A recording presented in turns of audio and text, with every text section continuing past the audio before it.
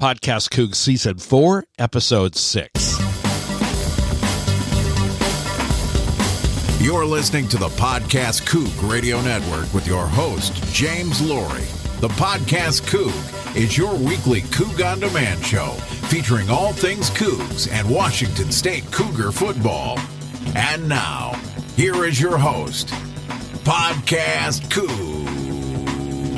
Hello, everybody. Welcome back to the PodcastCoug. I am James Laurie, the PodcastCoug, and you are listening to the PodcastCoug, where we are all things Cougar football, 30 minutes of Coug Talk.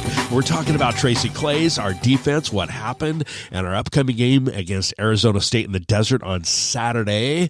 Hey, welcome back again. Cougs 3-2, and of course, losing to Utah down at Salt Lake 38-13, and also losing guys like Joe Salovey and Grinch, has finally caught up to us, right? I mean, as we said before, when Leach took over 8 years ago, we were a dumpster fire of a program, right? When we started, we started bringing in guys, good guys, like 300-pound guys. And, we had Herc and Shalom and Tago and Hunter Dale and leadership like Pallur and Frankie Luvu. And all of a sudden, we don't have guys like that anymore in defense, right? So, incredibly small across our defensive line, ridiculous. We've talked about this week and week, episode after episode here on the season 4 of the PodcastCoug, and just incredibly small, and we just don't have the players, and it comes down to recruiting. It wasn't like, okay, we're going to make adjustments. There is nothing to adjust, right? So it comes down to recruiting, and that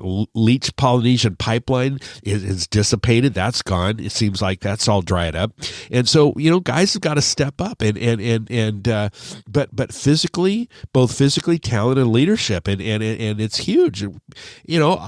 We might, of course, we're going to be 7-5 or 6-6 this year. I mean,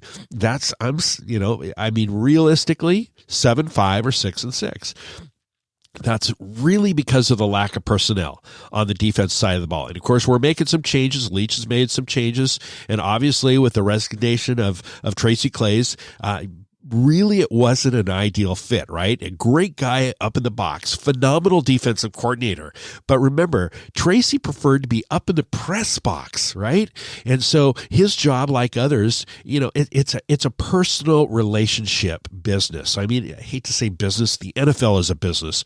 But I mean, with that interaction with the coaches, with the kids, the players, that interaction, it requires communications, and having that distance maybe up in that you've just got to be on that field. You've got to be in the living rooms for recruiting.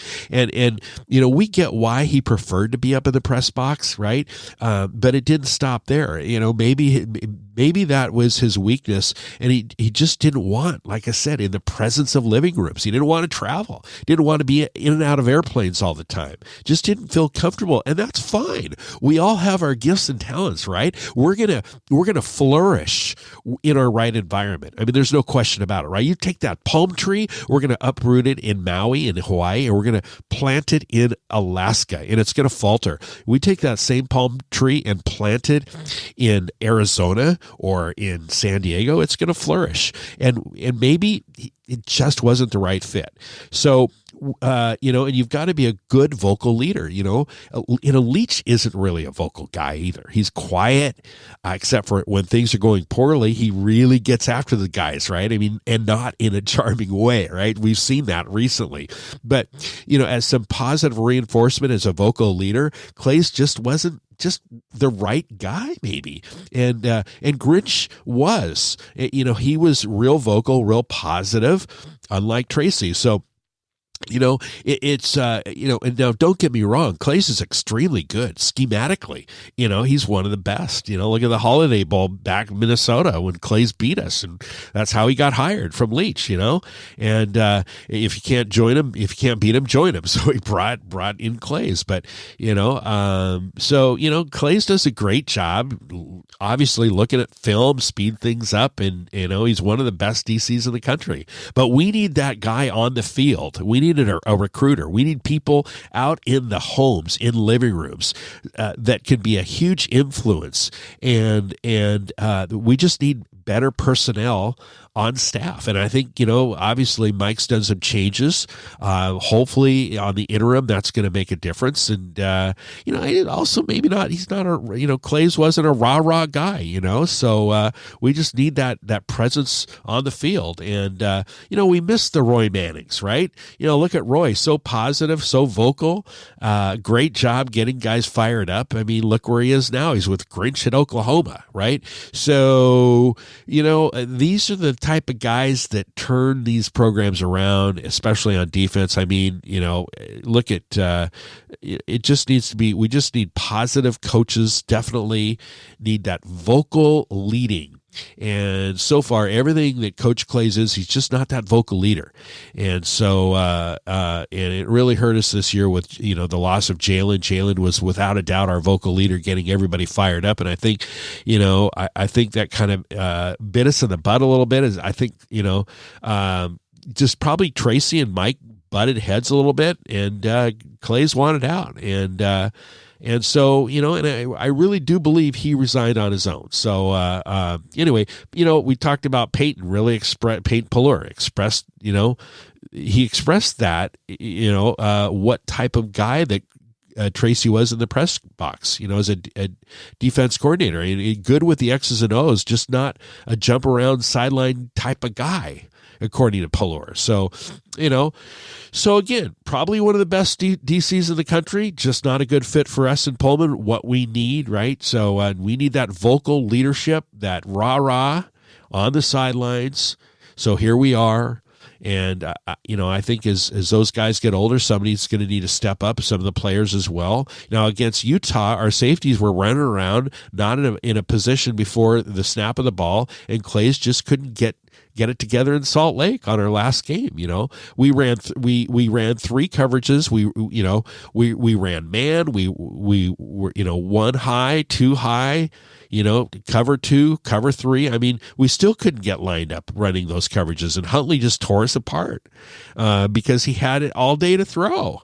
And you're running two or three different coverages. It's pretty easy to figure out after a few snaps, and guys are just running wide open. So anyway, that's my big thing about Tracy. My big thing about Tracy Claeys leaving is he had a great ability to make second half adjustments. I mean, that's what he was really good at. Just remarkable.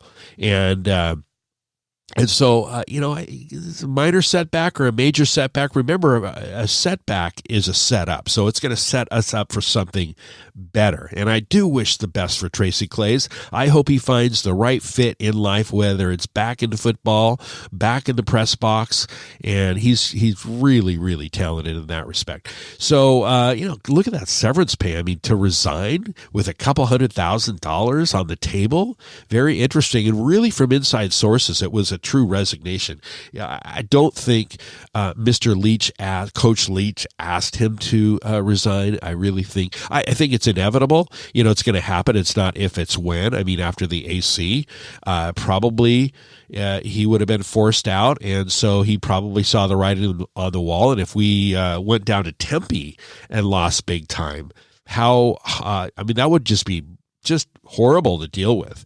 So I believe he just, he saw it, looked in the mirror and said, you know what, I'm out. So probably left a couple $100,000 on the table. His salary is just over $600,000. So typically it would have happened after the AC. So, hey, timing wise in the bye week, really interesting because so what happens is, on a bye week, film is Sunday night, and then Monday morning, most of the guys are out recruiting. The coaches are on an airplane, and they're hitting the recruiting trail. So it's interesting on timing. Mike says, Leach says that right now this week we're looking more confident after the changes, more optimistic about the departure of Tracy. And so we've got a couple guys being led by interim coordinators, co-coordinators, inside linebackers coach Rock Belante and quarterbacks coach Darcel McBath. And Leach says there's just been a visible increase in intensity in practice since Tracy has left. So that's really great. More confident, more optimistic, bouncing all around. So Leach said that It's Bellantoni, right? He's going to be up in the press box on the Arizona State game in Tempe. And McBath will be the voice really on the sidelines, the motivator on the sidelines. So I think we got to make. I think we've got to make it simple, and we're making some headway. We're moving in the right direction. And McBath was a Macbeth. I want to say Macbeth, but it's McBath. He was a defensive back under Leach at Texas Tech, and it's his third year here as a Coug, as an assistant. He's a passionate coach. He's just a passionate guy, and he brings that enthusiasm. He's also contagious. So I think these adjustments might be good, at least for the second half of the year here. So there's no special recipe, but, so anyway, he's got the charisma. He's blessed with that and the influence of other people. And Darcel is one of those guys as well. He's got a lot of enthusiasm and engagement, and he knows what he's doing. And so it's just going to elevate that team. So speaking about elevating, how about Anthony Gordon, right? I mean, we've never seen a performance like that at Utah. Is he going to bounce back? We didn't, he just didn't play great on offense. And so Anthony had one of his worst performances of the year, right? And it was his first conference road game, and RES is a really tough place to play, So, I think he's going to bounce back. I really, really do. I think Anthony Gordon's going to come out and he's going to light it up. And we're going to talking about lighting up. We're going to be right back and talk about our upcoming game against Arizona State, the Sun Devils, ASU, next, right here on the Podcast Coug. Hey, Coug fans. You're podcasting with James Laurie and the PodcastCoug Radio Network. The PodcastCoug is your weekly Coug on Demand show, featuring all things Cougar football in Washington State. To help you get through the week, hit the subscribe button or check us out on iTunes, the App Store, iOS, Google Play, Stitcher, or at podcastcoug.com.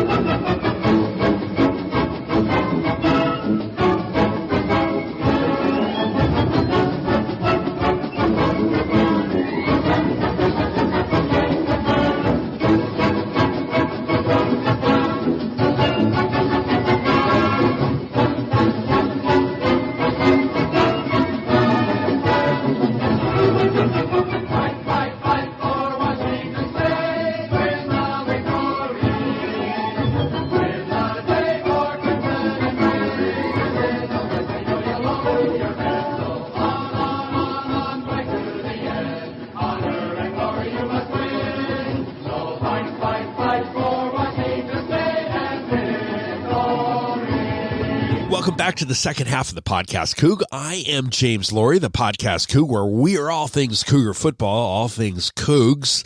Arizona State ranked 24th in the rankings this week. Cougs have won 2 in a row against the Sun Devils. And hey, where's Brandon Arconado, right? I mean, where's McDougal? These guys are just not around. Now, Brandon, we might see him. There was some reference to Leach in this press conference. We might see him back, okay? So there was some sort of injury or something, but we might see him back. McDougal, I don't know. He's just not even anywhere on the depth chart. He's off. So, I think there's a big drop-off with Brandon not in presence the last couple of games, right? And where's Tay Martin? Where's Tay been, right?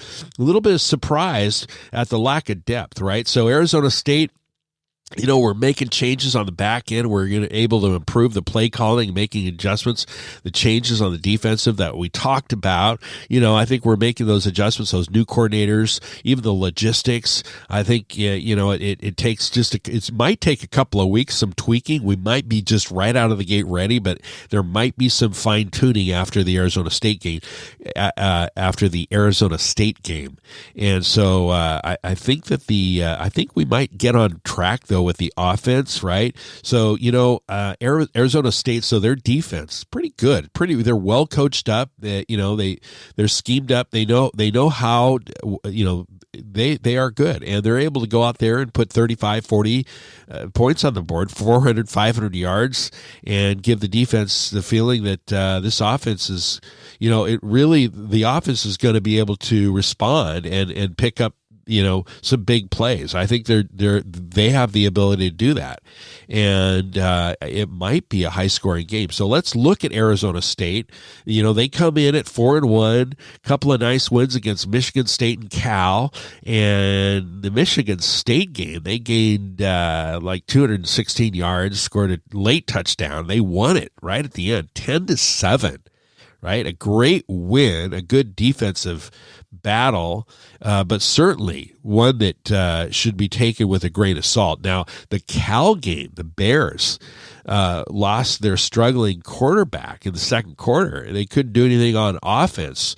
We're talking about the Cal Bears. They couldn't do anything after their backup came in, finished the game with 5 for 14 and only 23 yards, including a pick in the end zone. So regardless, it was a good win for Arizona State. They're young, and they did quite well against a tough Bear defense. Still, there's an intangible effect of losing the starting quarterback that needs to be factored in here. So the Bears defense, as everyone in the stadium knew, that Cal was incapable of moving the ball when Garbers went out. So, Arizona State, they won 24-17 on a touchdown with 4 minutes left. So sandwiched between those games, Arizona State lost at home against Colorado, 34-31, a game where the Buffs gained 477 yards.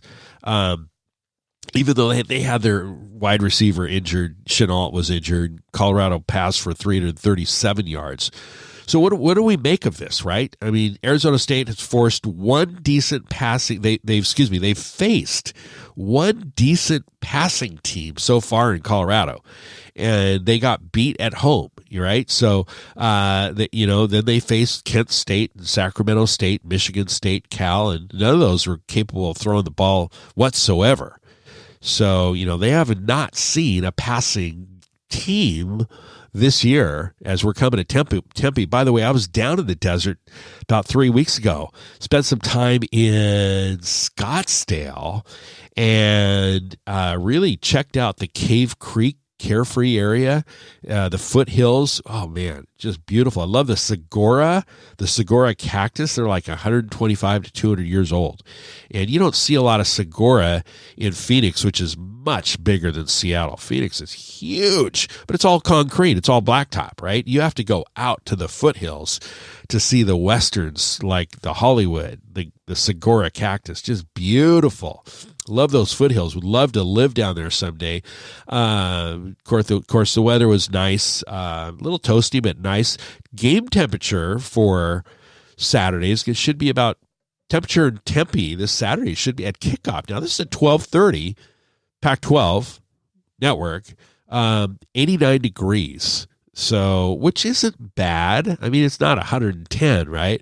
So, after a bye week, it certainly is not out of the question to predict that we're going to put 500 or more yards against Arizona State that hasn't really faced anybody close to what we're going to throw at them on Saturday. If Anthony Gordon just picks up, just that one little hiccup down at Salt Lake, hey, that's fine. Anthony, you are ready to go. You're ready to roll. And, so, the question is, can we stop them, right? Will the changes in our defense and our coaching staff make a difference? And we are going to know at around 3:30, 4 o'clock on Saturday. We're going to definitely know. And so, Jaden Daniels, the Arizona State cornerback, is apparently not afraid of the shootout with Washington State. No, he's not. He's looking forward to it, actually. So only 7 teams in major college football score more than we do. So we are going to be hopefully, a huge.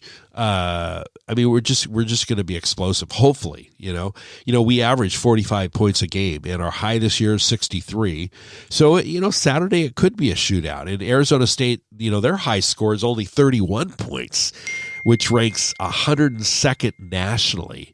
So Jaden Daniels is a pocket passer and very athletic. He can run the ball, right? Stays in the pocket longer because it's who he is. That's his DNA. He just stays back there. Then he breaks it down, and he's got this clock in his head, right? And when the clock goes off, he finds a place and just takes off running. And that really makes him really dangerous. Kind of like Khalil Tate. But anyway, I'm still liking the Cougs over Arizona State on Saturday. I think it's going to be great. I think timing is going to be fun. I think we might be able to pull out of this. I am feeling good about Arizona State. So one, it's the timing. Two, Gordon is going to be ready to show the world again who Anthony Air Gordon is. And three, we've made those personnel and leadership changes on our coaching staff, and somehow, some way, the defense might just have a good day. We're going to have that vocal presence, that vocal leadership on the field, that enthusiasm, that rah-rah that we really need. So I think we're going to do fine down in Tempe. So love to be back down there. And so there is a Coug bar down there. They did a great job. We watched the Houston game off this Coug bar. Off the top of my head, I can't remember what they're called. It's on the email that Washington State sends out every week. But it was a blast watching a packed, huge restaurant bar, watching the Houston Cougar game. And there was a Coug that brought his tuba. He was in the band years ago. He's an alum.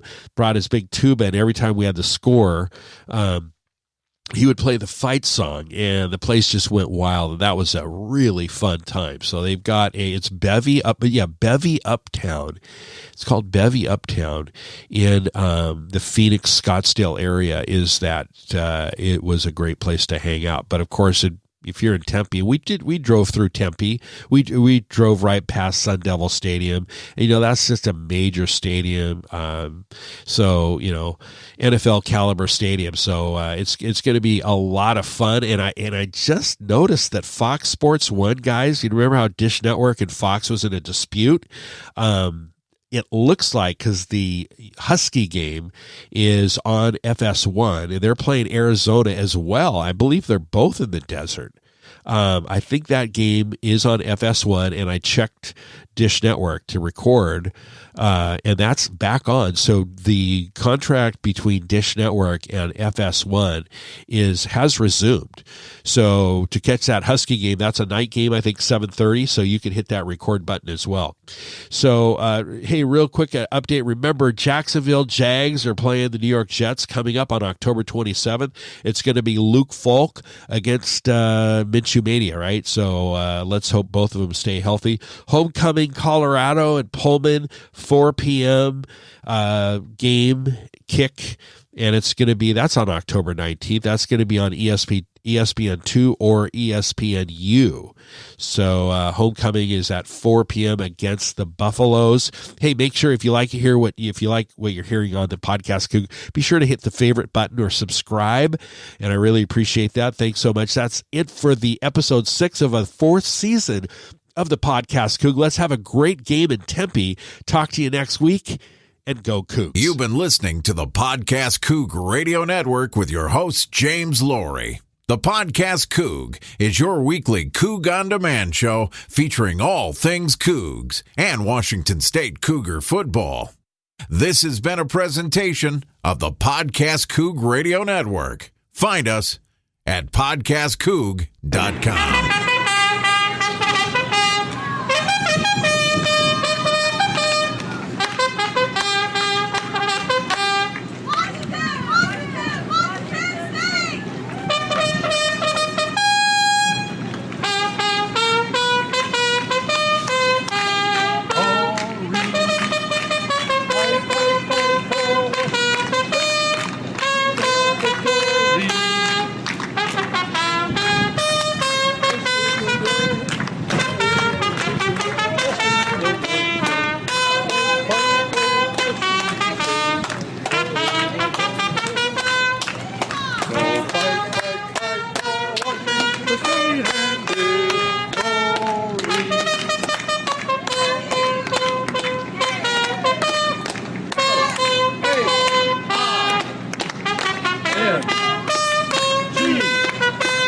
Team.